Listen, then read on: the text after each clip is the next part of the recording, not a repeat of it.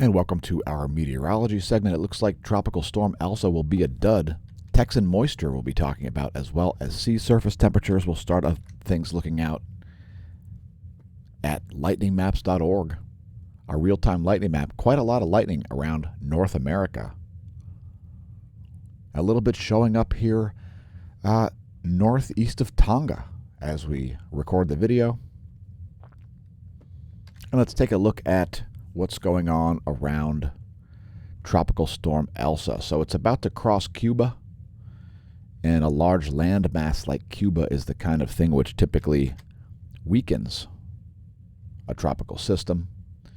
And we're going to show you other reasons why this tropical system looks like it's going to get weaker. Here's the infrared imagery.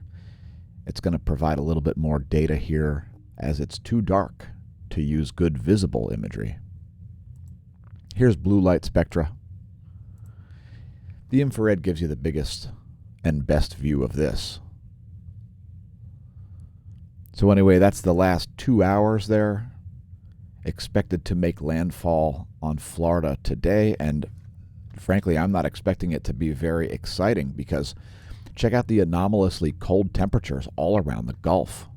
So these areas here are well below normal. You can see those blue areas, 1.6 degrees below the normal average temperature there. And so Elsa has to cross this cold water in order to reach Florida. An indication it is not going to strengthen. Here's a graphic from NOAA and hurricane.gov. Heavy rain will impact the Cayman Islands and Cuba today.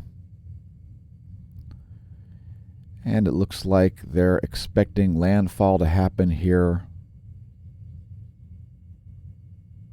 early this morning. So it must be moving pretty quickly there. And let's look at some more graphics about this. There's the weather.gov map.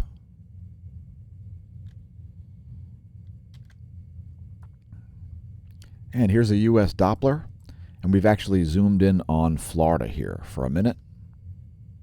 We're going to also show Texas, since we've got some heavy southward moving storms in that state. So here's the cloud layer. I'll actually blow this up a little bit bigger here. There you go. So there's what's going on the cloud layer. And again, folks, there is warm water all in this area. I mean cold water, not warm water, cold water, anomalously cold water, which tends to serve to weaken tropical systems. Also, this dry mass of air right here is essentially a high pressure system that will also interfere with and weaken the rotation of the system. So you may see a dud. That's my forecast. And one last thing, back to nullschool.net here to show the surface winds of the area. And they are not looking very strong. I mean, we can only get up to about not even 40 miles an hour there.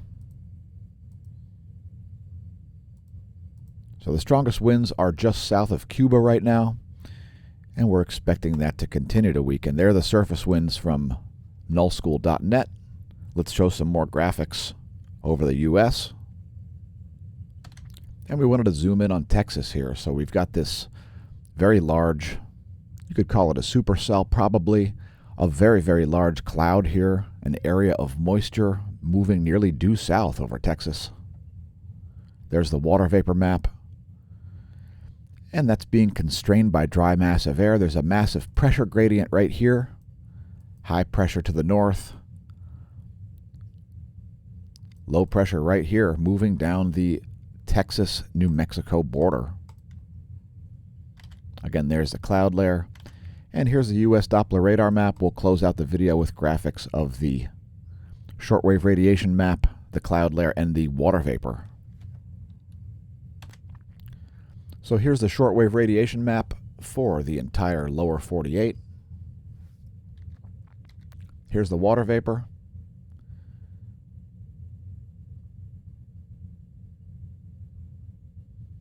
And here's one more recap of the U.S. Doppler radar. There you go. There's movement, vertical movement in the air column.